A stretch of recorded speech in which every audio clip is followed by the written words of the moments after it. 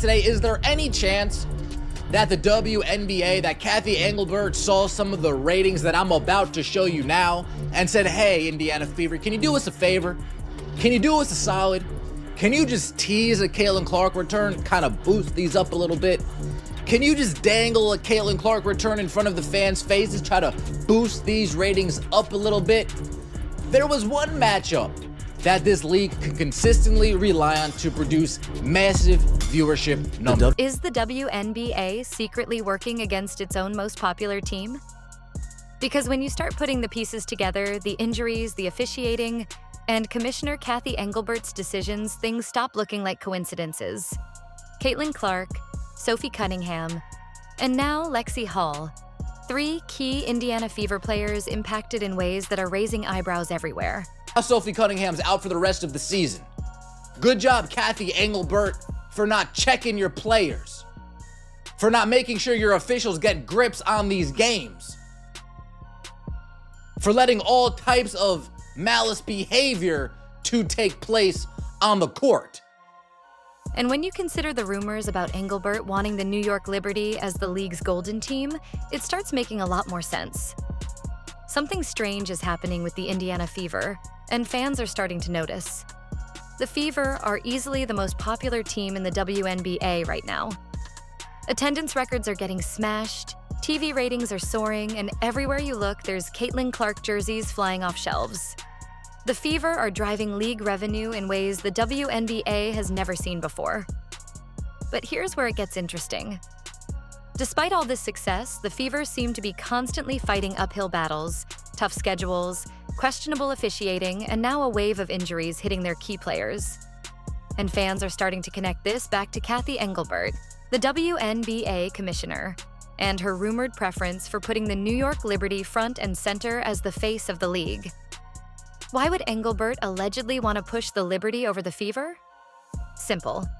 New York is a major media market, and getting the Liberty to championship status means bigger sponsors, bigger headlines, and bigger profits.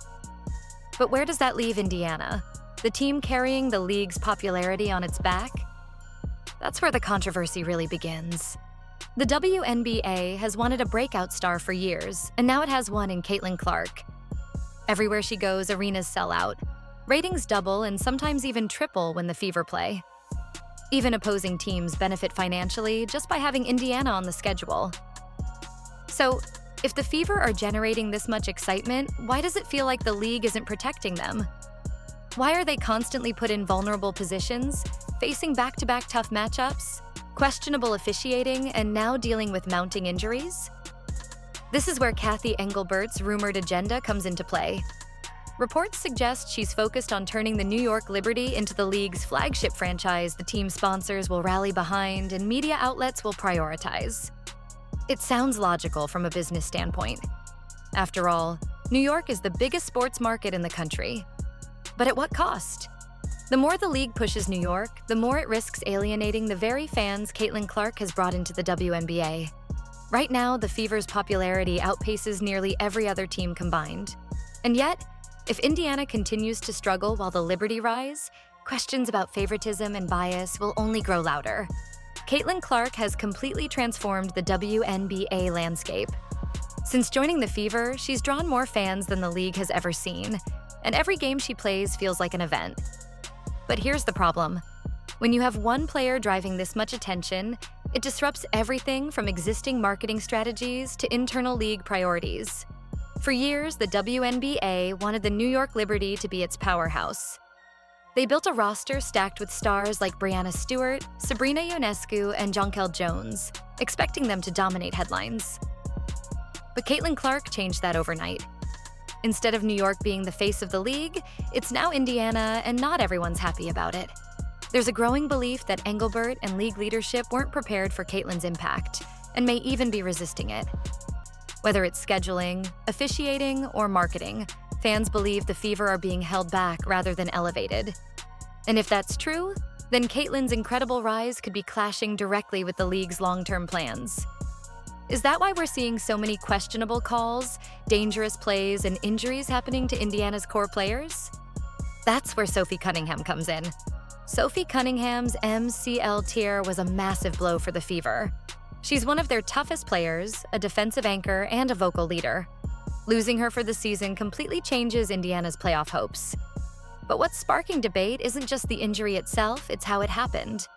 There are fans who believe Sophie wasn't properly protected on the floor, and that officiating allowed overly aggressive plays to slide unchecked.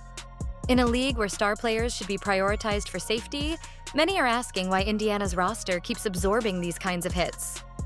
Without Sophie, the Fever's rotations change dramatically. Young players are being forced into bigger roles faster, and while Caitlyn can still carry the offense, losing that defensive toughness creates real gaps against powerhouse teams like New York and Las Vegas. And here's where things get complicated. The less competitive Indiana becomes, the easier it is for New York to rise. If Engelbert truly wants the Liberty to be the league's centerpiece, Sophie's injury only pushes the narrative further in that direction.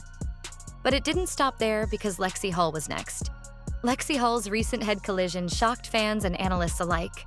It was one of those moments where you instantly worry about player safety, yet somehow she returned to the game shortly afterward. That decision from the Fever's medical staff and the league's handling of it is raising a lot of questions. Was proper concussion protocol followed? Should she have been cleared to play so quickly? And if not, why wasn't the league more proactive in protecting her? These aren't minor questions. Head injuries are serious, and leaving a player vulnerable for the sake of competing sends the wrong message. For Fever fans, this isn't just about Lexie's health, it's about a growing pattern. Caitlyn Clark's endured constant physical defense. Sophie Cunningham's out for the season. Now Lexie Hull's taking a dangerous hit and coming back into the game. How many times does this have to happen before something changes? If the league truly cares about its rising popularity, protecting its most marketable players should be the priority. But when it comes to Indiana, it feels like the opposite is happening. And that brings us to Cathy Engelbert's infamous New York dress, the moment that fueled every suspicion about her alleged bias. Last year, during the WNBA Finals, Cathy Engelbert walked courtside wearing a custom dress featuring the New York City skyline. That might sound harmless, but here's the problem. She wore it while the New York Liberty were fighting for a championship. For a commissioner, optics matter. You're supposed to appear neutral, especially on the league's biggest stage. But this choice ignited a firestorm. Fans accused Engelbert of openly favoring New York over other teams, and many started questioning whether decisions at the league level were being influenced by this preference. Engelbert claimed the dress was meant to celebrate the league's growth in major markets. But to Indiana Fever fans, it symbolized something much bigger: a commissioner invested in making the Liberty the league's top brand, even at the expense of teams like Indiana. Whether or not the intent was malicious, the perception stuck. Combine that with questionable officiating and a string of injuries, and you get a growing belief that Indiana isn't just unlucky, they're being pushed down to make space for New York's rise. But some rumors go even further than that. This is where the controversy reaches its peak. Some insiders claim Cathy Engelbert may have influenced other teams to play more aggressively against Indiana.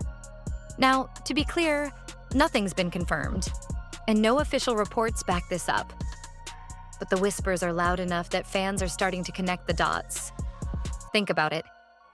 The Fever's popularity threatens to overshadow New York's long-term marketability. If Indiana dominates, it throws off the league's vision for the Liberty as its flagship team. So, the theory goes, Engelbert allegedly benefits when the Fever struggle when they drop games, when players get banged up, and when the Liberty have a clearer path to the spotlight. Again, we can't prove Engelbert had any direct involvement. But when questionable hits go uncalled, when Caitlyn Clark takes constant hard fouls, and when key Fever players keep going down, it fuels the suspicion. And until the league addresses these concerns openly, fans are going to keep asking the same question. Is Indiana being set up to fail? The New York Liberty are positioned to be the WNBA's marquee franchise. They play in the biggest media market, have a roster stacked with stars, and attract sponsorships most other teams can't. From a business perspective, making New York the face of the league makes sense. But here's the problem. The Fever are driving actual fan engagement in ways New York hasn't matched. Indiana sells out home and away games. They're bringing in new viewers, expanding the league's reach, and making headlines at a level the Liberty haven't achieved despite their talent.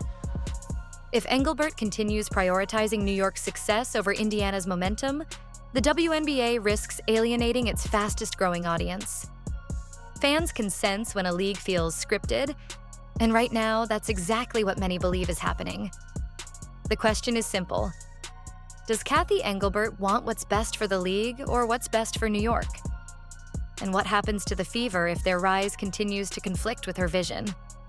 Despite everything working against them, the injuries, the officiating, the skepticism, the Fever are still fighting. Caitlyn Clark's leadership has been incredible. Kelsey Mitchell continues to step up, and Aaliyah Boston is anchoring the paint. But without Sophie Cunningham and with Lexie Hull's status unclear, this team faces an uphill battle. The Fever know they're under a microscope, and every game feels bigger than the scoreboard. Can they push through the adversity and secure a playoff spot? Or will external factors keep them from reaching their full potential? Indiana's resilience is undeniable, but resilience alone might not be enough if the playing field isn't level. And that's why fans are demanding answers from league leadership. The Indiana Fever are the heartbeat of the WNBA right now, but the league's direction feels conflicted. On one side, you have Caitlyn Clark transforming the game and driving unprecedented attention.